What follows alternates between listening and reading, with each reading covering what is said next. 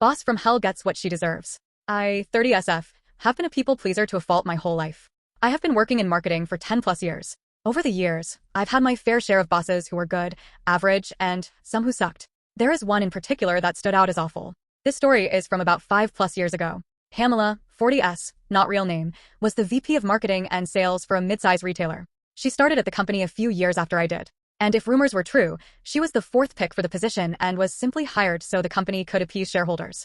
I was a manager under her, and my whole job was to make sure the website and stores had their products merchandised properly, received all their monthly sales materials, managed advertising, set up and managed the department's budget, PM'd all department projects and operations, created reporting to reflect sales, managed presentations/creative briefs for future projects, etc. In short, I did her work and all the administrative grunt work to keep the department afloat. I managed all this because I had access to her email and many times sent emails on her behalf to keep the department functioning. Pamela spent most of her time showing up after 10 a.m., taking business lunches, and planning company parties. Don't even know why we did those, but I planned those too. I consistently questioned why she spent so much of our budget on these events when we didn't have the budget resources for any of it. Pamela told me to take from future months' budgets to pay for the current month's overspending. So, at the start of every month, I had an original budget, and by the end of the month, I had to turn in an edited budget, edited under Pamela's direction. That made it look like Pamela's spending was under control. This is important for later. I definitely made mistakes here, and there being in charge of so many tasks and constantly found myself working 12-hour days split between being in the office and working after my kid went to bed. Weekend work was also done before my family woke up and after they went to bed. During Pamela's first major holiday season, sales were shit. Pamela kept changing her mind on the visuals for the stores, kept bringing on new advertising and PR agencies to bring in sales. All these agencies consisted of her personal friends, and ignored our buying/merchandise team's planned promotions for her own, better ones. At this time, I had been dealing with an ongoing infection that turned to sepsis and was hospitalized. The doctors and my husband said it was due to the stress of work and that I needed to take a break. As I recovered, I realized how much I was hurting myself, my family, and even the company I worked for. Eventually, my old habits got to me, and I got on my phone and checked mine and my boss's emails. What I found made my blood boil. First, I got a lovely bouquet of flowers from upper management wishing me well, and I knew that Pamela organized the delivery. She sent me her favorite flowers. I went to her inbox to put the receipt in the correct folder to send to accounting when I got back. At the top of her inbox from the past 3 days were emails clearly not related to business. What I found in her emails was Pamela emailing her personal friends griping on how I can't just shake off sepsis and get back to work. She also complained that she couldn't find any of my notes, spreadsheets, or documents for any of the work she was technically in charge of. They were on our shared drive labeled very clearly. Finally, I found an email where she sent a friend from a previous company asking for advice on how to bring in sales and save her job. In this long thread, this old colleague asked if there was anyone managing most of the work, and of course, Pamela said I was.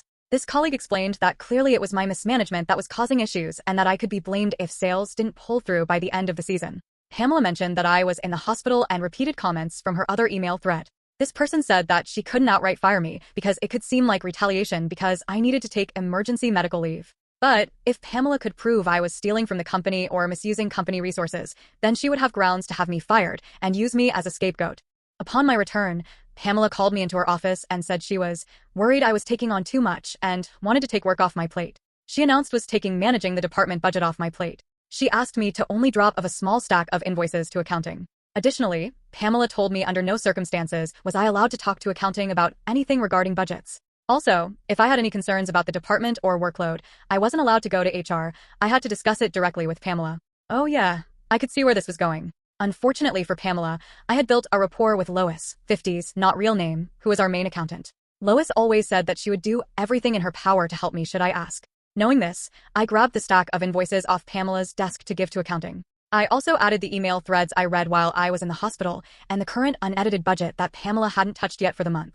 I also found in my filing cabinet the hard copies of old budgets with Pamela's handwriting on what numbers to change to balance our budget. Finally, I added an email from our first round of budget adjustments where Pamela subtlety threatened to put someone else in my job if I couldn't do what she asked. So, I walked and dropped off the invoices to accounting when I bumped into Lois.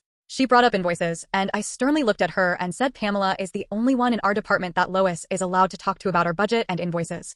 Lois saw the suspiciously thick file folder on her desk, gave a firm nod, and lovingly kicked me out of her office. Within the week, Pamela was fired.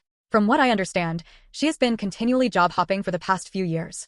The CEO and HR brought me in to personally apologize for everything I went through and gave me a paid 1-week vacation to take at my discretion.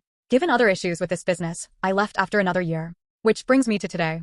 I am, once again, a manager for sales and marketing. I have a wonderful boss, Mike, 40s M, who trusts my business decisions and backs me up on practically everything. We are hiring my team for me to solely manage and direct. Today, I looked through the applicants and found Pamela's resume sitting among dozens of others. I stared at her name, wondering how many other people share her name. Upon review, yep, it's her. She definitely fell down the corporate ladder, with VP of our old company being the highest title she earned. And, to no surprise, she embellished her achievements, claiming the work I managed as her own, and claimed she generated an 87% sales growth during the holiday season at our previous company. As a people pleaser who firmly believes in giving everyone a chance, it has never been so satisfying to click disqualified. Edit. To those suggesting I interview her to see her reaction, I would have loved to see her face as she walked in. But I felt it would have risked my boss's trust in my decision-making ability. Maybe I'll send a personally written rejection email. Subscribe and like for more videos.